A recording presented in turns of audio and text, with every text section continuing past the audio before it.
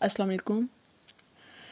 Today is our test physics work and energy. Let's start our discussion. यहाँ पे जो question number 1 है वो मेरे पास ये है, work done is maximum. Alpha है 0, बीटा है 3, चार्ली है 2 एंड डेल्टा है -5। तो यहाँ पे जो करेक्ट आंसर बनेगा वो बनेगा डेल्टा। डेल्टा इसलिए करेक्ट आंसर है, यहाँ पे जो नेगेटिव साइन है ना 5 के साथ, वो जस्ट डायरेक्शन को शो कर रहा है, उसका मैग्नीट्यूड से कोई लेना देना नहीं है।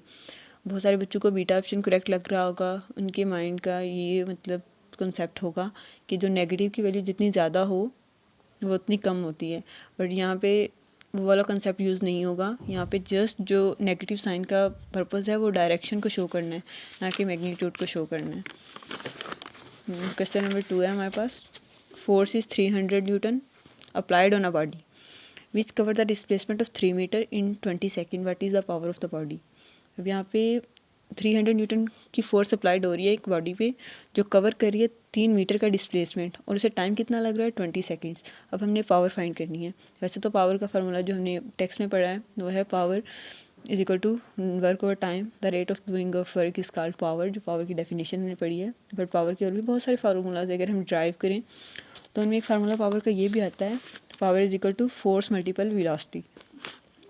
अब आप सबके माइंड में होगा कि यहाँ पे वेलोसिटी तो गिवन ही नहीं है, इसलिए वेलोसिटी जो हमने फाइंड करनी है ना, वेलोसिटी होती है डिस्प्लेसमेंट ओवर टाइम, जबकि क्वेश्चन में हमें डिस्प्लेसमेंट और टाइम दोनों चीज़ें दी हुई हैं। इसलिए पावर का फिर हम लगाएंगे formula force multiple displacement over time. इनकी वैल्यूज़ पुट करेंगे, 300 force, 3 metre displacement, 20 second time, और 45 वाट इसकी ना पावर निकल आएगी जब हम कैलकुलेट करेंगे। नेक्स्ट हमारे पास है question number 3, two bodies of message 2m and 1m have their kinetic energy in ratio 8:1, then their ratio of momentum। और 2 बॉडीज़ हैं, उनके मैसेज भी गिवन है, उनकी काइनेटिक एनर्जीज भी गिवन है, लेकिन हमने उनका मोमेंटम का रेशियो फाइंड करना है। तो मोमेंटम का रेशियो जो हमें फाइंड करना है, काइनेटिक एनर्जी का वैसे फार्मूला हमने पढ़ा होता है, kinetic energy is equal to 1/2mv²। But यहाँ पे काइनेटिक एनर्जी का वो फार्मूला यूज़ नहीं होगा, हमने काइनेटिक एनर्जी का फार्मूला डिराइव करना है मोमेंटम के ज़रिए। तो काइनेटिक एनर्जी के मोमेंटम के साथ फार्मूला बनता है डेरिवेशन के बाद, kinetic energy is equal to p²/2m। इस फार्मूला के अकॉर्डिंग काइनेटिक एनर्जी का डायरेक्ट रिलेशन है मोमेंटम से और इन्वर्स रिलेशन है मास से। तो इसके लिए अब हमारे पास जो इक्वेशन बनेगी ना काइनेटिक एनर्जी की इस फार्मूला के लिए, उसमें हम kinetic energy of first body और kinetic energy of second body होगा, मास ऑफ सेकंड बॉडी और mass of first body, and momentum of first body over momentum of second body. जब हम यहाँ पे वैल्यूज़ पुट करेंगे इनकी, तो हमारे पास जो करेक्ट रिलेशन बनेगा वो बनेगा 4:1। ठीक है, इसका करेक्ट आंसर है बीटा। क्वेश्चन नंबर 4 है हमारे पास, a bullet hits and get embedded in a solid block resting a horizontal frictionless stable which is conserved। एक बुलेट है, वो हिट करती है एंड गेट एम्बेडेड हो जाती है। बताना है उसके हिट करने और बाद में एम्बेडेड होने के बाद कौन सी चीज़ कंजर्व रहेगी। अल्फा ऑप्शन है momentum and kinetic energy, beta है काइनेटिक एनर्जी, चार्ली है ओनली मोमेंटम, एंड डेल्टा है none of these. Correct option जो हमारे पास है ना वो है चार्ली, मोमेंटम कंजर्व रहेगी। मोमेंटम इसलिए कंजर्व रहेगी क्योंकि जो प्रोसेस है ना जिसमें एम्बेडेड होगी वो बुलेट, एम्बेडेड होने का मतलब होता है ब्रेक होना, break into molecules, break into pieces. तो अब उसके एम्बेडेड होने में जो एनर्जी यूज़ होगी वो काइनेटिक एनर्जी यूज़ होगी, तो फिर काइनेटिक एनर्जी तो कंजर्व रह ही नहीं सकती। That's why alpha wrong, beta भी wrong, and Charlie is correct answer. Next हमारे पास क्वेश्चन है, question number 5, kilowatt hour is unit of. Alpha है वर्क, बीटा है एनर्जी, चार्ली में है पावर, एंड डेल्टा में बोथ हैं भी। तो किलोवाट आवर है ना, ये इन इलेक्ट्रिकल एनर्जी का कमर्शियल यूनिट्स है। तो हमारे पास एसआई यूनिट्स होते हैं, कमर्शियल यूनिट्स होते हैं, तो इसमें और भी यूनिट्स होते हैं, बट किलोवाट आवर जो यूनिट है ना वो एनर्जी का यूनिट है, कमर्शियल यूनिट। नेक्स्ट हमारे पास क्वेश्चन है, question number 6, the kinetic energy of a body mass 2 kg and momentum 4 Newton second. अब हमारे पास मास भी है एंड मोमेंटम है, काइनेटिक एनर्जी हमने फाइंड करनी है। हमने क्वेश्चन नंबर 3 में जैसे वो एक फार्मूला पढ़ा है काइनेटिक एनर्जी का मोमेंटम के साथ, वो फार्मूला हम यहाँ पे यूज़ करेंगे, kinetic energy is equal to momentum square over 2m। जब हम वैल्यूज़ पुट करेंगे इनकी तो काइनेटिक एनर्जी यहाँ पे निकल आएगी 4 जूल। 4 जूल है हमारे पास डेल्टा में, तो डेल्टा करेक्ट आंसर है। नेक्स्ट क्वेश्चन नंबर है हमारे पास 7। Work done on a body is 98 joule in raising it through 5 metre, the mass of the body is. हमने वर्क दिया हुआ है क्वेश्चन में और बताया गया कि 98 जूल वर्क डन हुआ है बॉडी को 5 मीटर की हाइट पर ले जाने के लिए, तो बॉडी का मास कितना होगा। अब वर्क का फार्मूला होता है फोर्स मल्टीपल डिस्प्लेसमेंट। इसके अलावा भी वर्क के फार्मूला होता है, वर्क डन होता है काइनेटिक एनर्जी के इक्वल पोटेंशियल एनर्जी के इक्वल। तो यहाँ पे हमें मास फाइंड करना है, वर्क दिया हुआ है और हाइट दी हुई है, तो हाइट यूज़ होती है पोटेंशियल एनर्जी के फार्मूला में। तो यहाँ पे वर्क का फार्मूला यूज़ होगा, work is equal to mgh। इस फार्मूला से हम मास निकाल लेंगे। Work 98 joule divided by g की वैल्यू हमारे पास 10 होती है। जी की वैल्यू मोस्टली 10 ली जाती है। अगर 9.8 हम यूज़ करेंगे तो वो भी अप्रॉक्सीमेटली होता है 10 के इक्वल, बट उससे हमारा करेक्ट आंसर नहीं आएगा। इसलिए इजी कैलकुलेशंस के लिए हम जी की वैल्यू हमेशा 10 यूज़ करते हैं। मल्टीपल हम करेंगे उसको हाइट 5 से, तो ये हमारे पास आंसर जो करेक्ट बनेगा वो बनेगा beta 1.96 kilogram. Next question number 8 है हमारे पास। A man push a lawn mower with 75 Newton force directed at the angle of 30 from the vertical. The work done by the man as he cut a strip of grass 20 meter long. देखिए एक मतलब आदमी है वो 20 metre की जो grass की strip काट रहा है, उसको काटने के उसकी 75 न्यूटन फोर्स लग रही है। अब ये फोर्स लग रही है किस एंगल पे, 30 के एंगल पे, और वो एंगल है वर्टिकल से। अब यहाँ पे क्वेश्चन में एक मतलब थोड़ा सा कंफ्यूजिंग चीज़ थी, वो था फ्रॉम द वर्टिकल। जो हमने वर्क में एंगल पढ़ा है वो हॉरिजेंटली पढ़ा है, हमने वर्टिकल एंगल नहीं पढ़ा। तो जो हॉरिजेंटली एंगल हम वर्क में यूज़ कर रहे हैं जो FD cos थीटा होता है, बट यहाँ पे वर्टिकल एंगल है तो यहाँ पे हम साइन थीटा यूज़ करेंगे। अगर कॉस थीटा यूज़ करेंगे हम लोग तो इससे हमारा जो आंसर निकलेगा ना वो निकलेगा बीटा, जबकि बीटा करेक्ट आंसर नहीं है। वर्टिकल एंगल है और vertically f sine theta multiple displacement 475 Newton है, साइन थीटा 30 होता है हमारे पास 0.5 और डिस्प्लेसमेंट 20 का जो मल्टीपल करेंगे तो करेक्ट आंसर जो आएगा 750 जूल आएगा। नेक्स्ट हमारे पास है question number 9। A body having weight 60 Newton moves 7 meter horizontally and 5 meter vertically. What amount of work is done? ठीक है, एक बॉडी है, इसका वेट 60 न्यूटन है, ये वेट है नॉट अ मैस।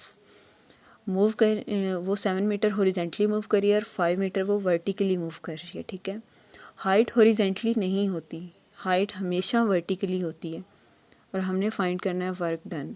अब वर्क का इसमें जो फार्मूला यूज़ होगा वो वर्क का फार्मूला यूज़ होगा W=mgh। जब हम यहाँ पे हाइट यूज़ करेंगे वो हॉरिजेंटली हाइट यूज़ नहीं करेंगे, हम वर्टिकली हाइट यूज़ करेंगे। और जो mg है ये वेट के इक्वल होता है, W=mg। ये मोस्ट कॉमन सा फार्मूला है जो हम काफ़ी मतलब 6, 7, 8 से पढ़ रहे होते हैं, तो ये इतनी बड़ी मतलब चीज़ नहीं है जो कंफ्यूज करे। बट ये हॉरिजेंटली और वर्टिकली जो हाइट है ये कंफ्यूजिंग चीज़ थी। इस फार्मूला में जब हम चीज़ें पुट करेंगे तो वर्क डन जो होगा वो 300 जूल हमारा निकल आएगा। Delta is correct answer. Question number हमारे पास है नेक्स्ट 10।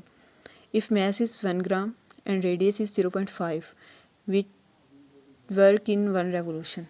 देखें यहाँ पे मैस दिया हुआ है, रेडियस भी दिया हुआ है, जो एक रेवोल्यूशन है ना उसमें हमने वर्क डन फाइंड करना है। तो इसका जो करेक्ट आंसर है ना वो है Charlie 0 joule.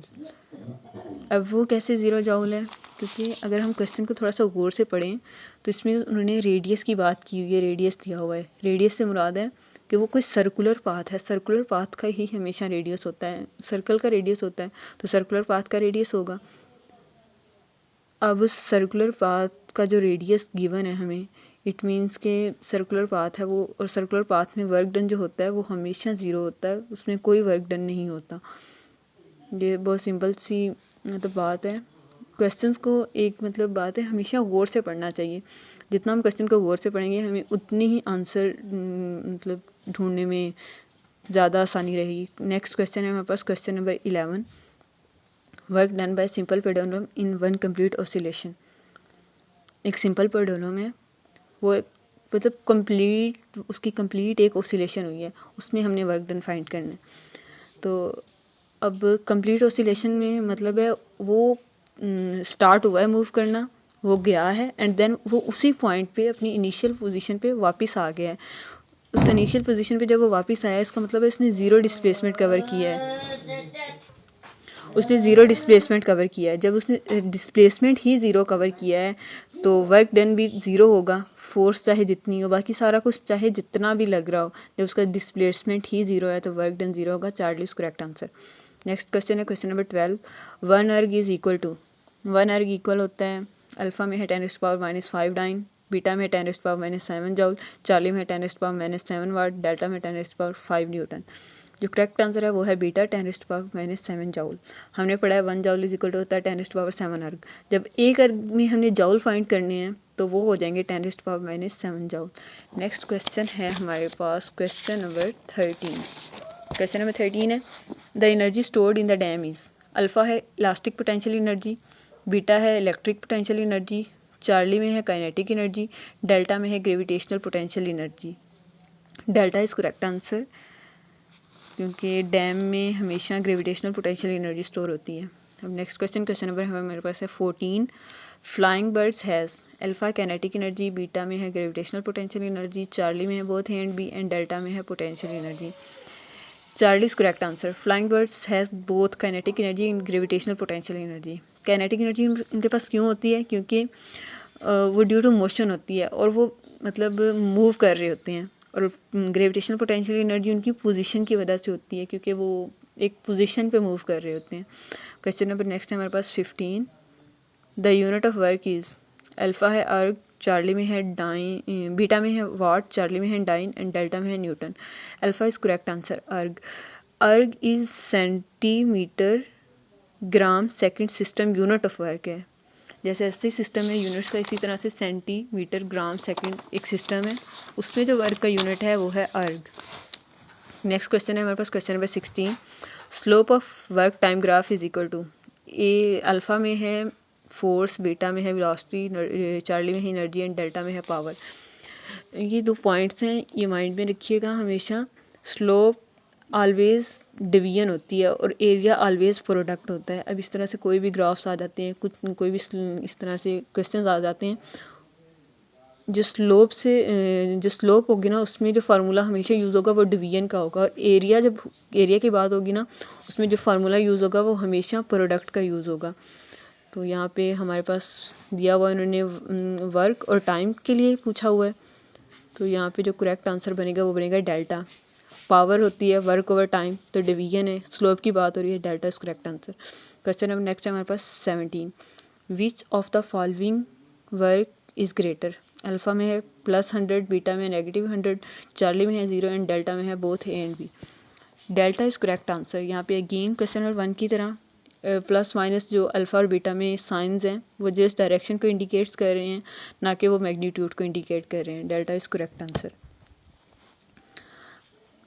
Next question, question number है हमारे पास 18। Which of the following is not a conservative force, alpha है फ्रिक्शनल फोर्स, बीटा है ग्रेविटेशनल फोर्स, चार्ली में है elastic spring force and delta में है electric force.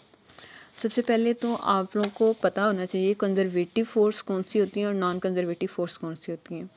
Conservative force in physics any force whose work is determined only by the final displacement of the object acted upon। अब conservative force वो वाली forces होंगी physics में जिनका work done उनके final वो जो ऑब्जेक्ट है वो जो डिस्प्लेसमेंट कवर करता है, वो जो उसका फाइनल डिस्प्लेसमेंट होता है ना उस पर डिपेंड कर रहा होता है वो जो वर्क डन होता है कंजर्वेटिव फोर्सेस में।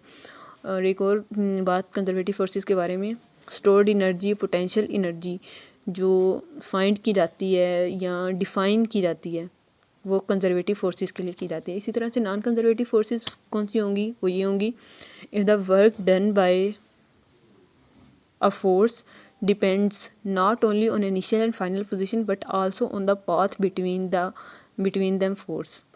अब यहाँ पे जो नॉन कंजर्वेटिव फोर्सेस के बारे में कहा गया है वो ये है कि नॉन कंजर्वेटिव वो वाली फोर्सेस होंगी जिनका जो वर्क डन है ना वो उनके फाइनल और इनिशियल पोजीशंस पे डिपेंड नहीं करेगा डिस्प्लेसमेंट की, वो उनके पाथ पे भी डिपेंड करेगा। तो इसके लिए फिर जो हमारे इस हिसाब से जो हम देखेंगे वो ये इनकी डेफिनेशंस थी। यहाँ पे जो करेक्ट आंसर बनेगा वो बनेगा अल्फ़ा। फ्रिक्शनल फोर्स जो है ना वो कंजर्वेटिव फोर्स नहीं है, बाकी तीन जो हैं फिजिक्स में वो कंजर्वेटिव फोर्सेस हैं। नेक्स्ट है हमारे पास question number 19। What is the velocity in the absence of frictional force. Frictional force की जो एब्सेंस में हमारे पास वेलोसिटी है ना वो क्या बनेगी। हमने पढ़ा है जैसे टेक्स्ट में एनर्जी के फार्मूलाज के, एनर्जी वाले टॉपिक्स में जो फ्रिक्शनल फोर्स के फार्मूलाज हैं उनमें फोर्स का एक फार्मूला, एनर्जी का एक फार्मूला हमने ये भी पढ़ा है। जब फ्रिक्शनल फोर्स प्रेजेंट होती है तब potential energy minus frictional force मतलब फोर्स और हाइट इज इक्वल टू होता है 1/2 mv, काइनेटिक एनर्जी के इक्वल होता है। तो यहाँ पे अगर एब्सेंस है फ्रिक्शनल फोर्स की तो फिर यहाँ पे kinetic energy is equal to potential energy हो जाएगा। अब दोनों में मैसेज है, काइनेटिक एनर्जी में भी और पोटेंशियल एनर्जी में, ये दोनों मैथ खत्म हो जाएगा। GH is equal to 1/2 v²। अब हमारे पास हमने वेलोसिटी फाइंड करनी है, v² का अंडर रूट ले लेंगे और 2GH का भी अंडर रूट ले लेंगे। जो अब हमारे पास आंसर बनेगा इसका, अंडर रूट की वैल्यू होती है 1/2 हमेशा। v इज इक्वल टू होगा g 1/2 एंड h 1/2। हमारे पास जो यहाँ पे करेक्ट आंसर बनेगा ना वो बनेगा चार्ली। ये थोड़ा सा कैलकुलेट करने वाला था, सोचने समझने वाला था। अगर आप सोच समझ के करते तो ये हो गया होता आप लोगों से। काफ़ी सारे बच्चों से नहीं भी हुआ होगा और मोस्टली ने कर भी लिया होगा, ऐसी भी बात नहीं है। काफ़ी सारे लोगों के कंसेप्ट अच्छे होते हैं फिजिक्स में। नेक्स्ट हमारे पास क्वेश्चन है question number 20। Which type of energy is stored in compressed spring. Alpha है इलास्टिक पोटेंशियल एनर्जी, बीटा में है ग्रेविटेशनल पोटेंशियल एनर्जी, चार्ली में काइनेटिक एनर्जी एंड डेल्टा में नो एनर्जी। तो हमारे पास जो करेक्ट आंसर है वो है alpha elastic potential energy. Compressed spring में हमेशा इलास्टिक पोटेंशियल एनर्जी होती है। ये था हमारा आज का टेस्ट और ऑलमोस्ट सारे क्वेश्चंस इतने मतलब ज़्यादा डिफ़िकल्ट नहीं थे, न्यूमेरिकल्स थे, थोड़े से सोचने समझने वाले थे। एक बात फिज़िक्स के बारे में जो मैं सबसे कहना चाहूँगी कि आप लोगों की जो मिस्टेक्स होती हैं ना, आप उन मिस्टेक्स को नोट डाउन किया करें। उनको जितना आप लोग लिखेंगे उतनी ही आप लोगों को उनकी प्रैक्टिस होगी, मतलब आपको बार बार चीज़ें याद होंगी कि मेरी ये मिस्टेक थी, मैंने नेक्स्ट ये मिस्टेक नहीं करनी। और MD-CAT में फ़िज़िक्स का बहुत बड़ा रोल होता है। फ़िज़िक्स मेरिट को आपके को बढ़ा भी देती है और कम भी कर देती है। फ़िज़िक्स के कॉन्सेप्ट्स आपकी अच्छी होनी चाहिए, बाकी बुक्स भी सारी आपकी अच्छी होनी चाहिए।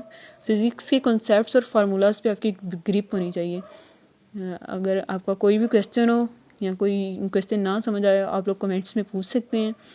और इसके अलावा आप हमारे चैनल को सब्सक्राइब करें और हमारे ग्रुप्स को ज्वाइन करें, आपकी अच्छी प्रेपरेशन हो जाएगी। Thank you.